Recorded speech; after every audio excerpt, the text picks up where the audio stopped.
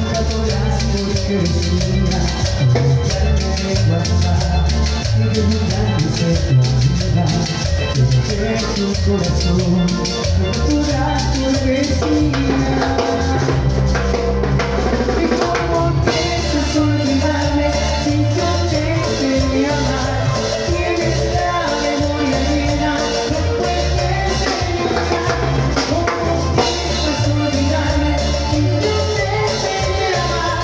Sabes que soy tu maestro, no puedes olvidar. No puedes olvidar, oh no, no me puedes olvidar. No me puedes olvidar. ¡Ah, qué bonito el tema!